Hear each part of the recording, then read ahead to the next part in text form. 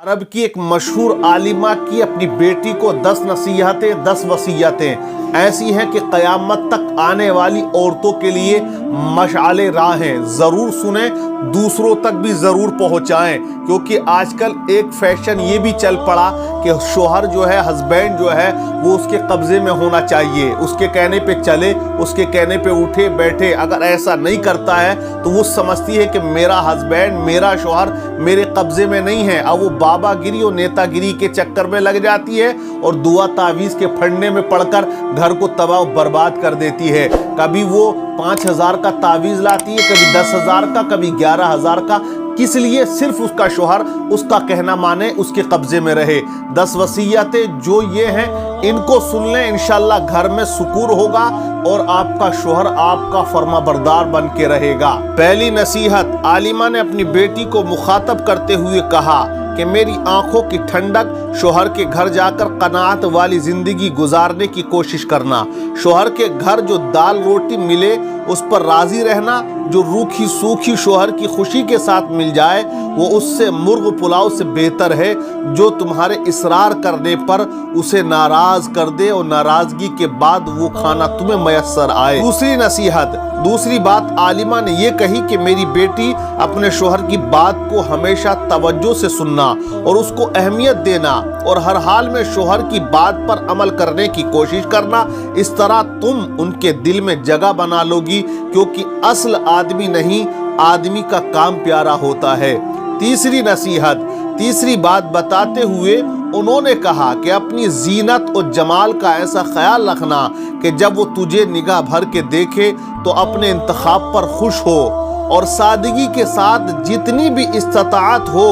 खुशबू का एहतमाम ज़रूर करना और याद रखना कि तेरे जिस्म और लिबास की कोई बू उसकी नाक तक नहीं पहुंचनी चाहिए, ताकि उसके दिल में नफरत और कराहत पैदा ना हो जाए, और अपने लिबास को खुशबू से मुअत्तर रखना। चौथी नसीहत, चौथी बात बताते हुए कहा कि मेरी प्यारी बेटी अपने शोहर की निगाह में भली मालूम होने के लिए अपनी आंखों के सुरमे और काजल से हुस्न देना, क्योंकि पुरकशिश आंखें पूरे वजूद को देखने वाले की निगाहों में जचा देती हैं। गुस्ल और वुज़ू का एहतमाम करना ये सबसे अच्छी खुशबू है और लताफत का बेहतरीन जरिया भी है। पांचवी नसीहत, पांचवी बात ये बताई कि बेटी शोहर का खाना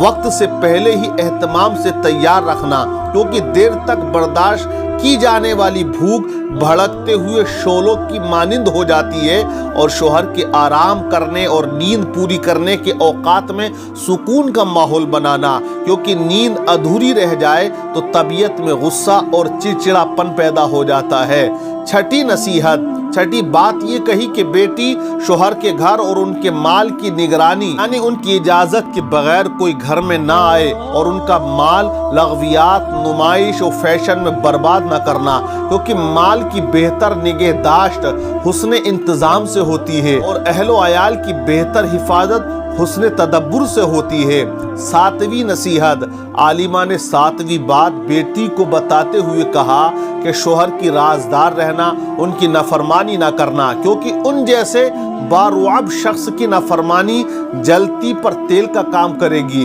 और तुम अगर उसका राज दूसरों से छुपा कर ना रख सकी तो शोहर का एतमाद तुम पर से हट जाएगा, फिर तुम भी उसके दो रुखेपन से महफूज न रह पाओगी। आठवीं नसीहत, आठवीं बात उन्होंने ये कही कि मेरी बेटी जब तुम्हारा शोहर किसी बात पर गमगीन हो तो अपनी किसी खुशी का इजहार उसके सामने ना करना, यानी अपने शोहर के गम में शरीक रहना। शोहर की किसी खुशी के वक्त गम के असरात चेहरे पर ना लाना और ना ही शोहर से उनके किसी रवैये की शिकायत करना। अपने शोहर की खुशी में खुश रहना, वरना तुम उनके कल्ब को तोड़ने वाली शुमार हो जाओगी। नवी नसीहत, आलिमा ने नवी बात बताते हुए कहा कि बेटी अगर तुम शोहर की निगाहों में काबिल एहतराम बनना चाहती हो तो उसकी इज्जत और एहतराम का खूब ख्याल रखना और उसकी मर्जी के मुताबिक चलना, तो तुम शोहर को भी जिंदगी के हर लम्हे अपना बेहतरीन रफीक पाओगी। 10वीं नसीहत, आलिमा ने 10वीं बात बताते हुए कहा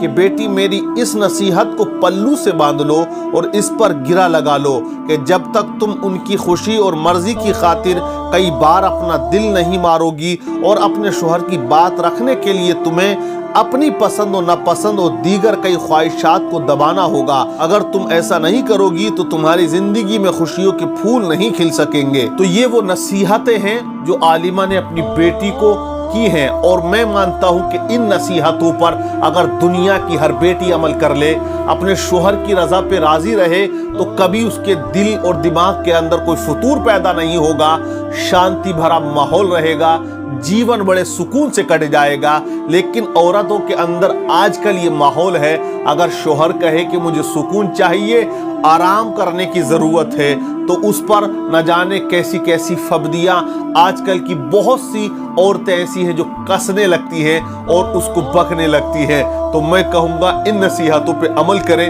इंशाअल्लाह इनकलाब आएगा, ज़िंदगी में सुकून बरपा हो जाएगा।